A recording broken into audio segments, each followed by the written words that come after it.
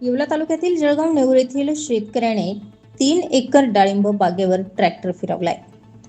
सध्याच्या अतिउष्णतेने तेल्या रोगाचं संक्रमण झालेल्या बहरलेल्या 3 एकर डाळिंब बागेवर ट्रॅक्टर चालवण्याची वेळ जळगाव नेऊर येथील शेतकरी कोंडाजी शंकर शिंदे तसेच त्यांचे पुत्र संतोष शिंदे यांच्यावर आले.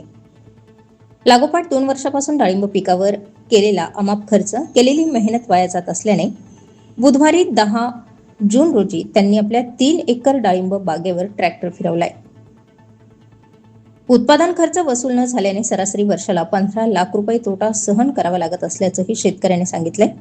त्यानुसार वर्षाचे 30 लाख रुपये नुकसान सोसून अखेर शेतकऱ्यांनी आपली डाळिंब बागच उद्ध्वस्त केली.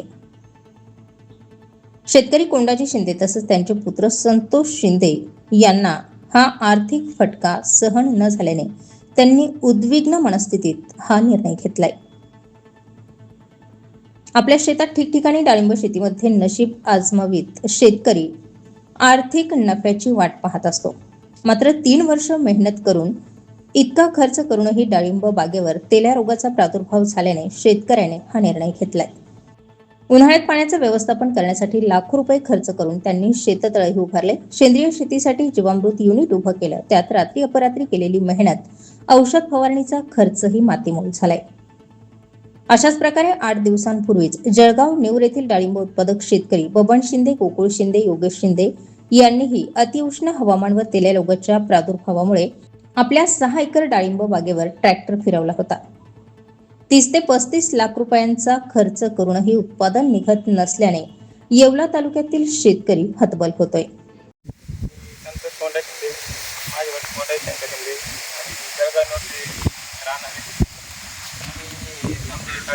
डाळिंब बाग आहे. 2 वर्ष पूर्ण आम्हाला त्याल्या रोगाने निसर्गाच्या याच्यामुळे मागच्या खूप पाऊस असल्यामुळे मागच्या वर्षी फेल गेले आणि यावर्षी अति टेम्परेचर असल्यामुळे त्याल्या रोगांना पूर्ण बाग उद्ध्वस्त झाली. त्याच्यामुळे मग 2 वर्ष हाती काही न लागल्यामुळे आमचं 3-4 लाख रुपये खर्च दरवर्षी वाया जातोय. त्याच्यामुळं आम्ही आता हे काढून टाकत निर्णय घेत आहे. तर याच्यावर जास्त लक्ष दिलं पाहिजे. समजा खर्च होऊन जर शेतकरी ते होत असेल तर कशात कमवायचं बुवा असं कसं कर्ज काढायचं लोकांनी. उत्पन्न नसल्यामुळे आज याला भांडवल खूप लागत आहे डाळिंबाला. स्टार 24 फास्ट न्यूजसाठी दीपक ढोकळे, येवला.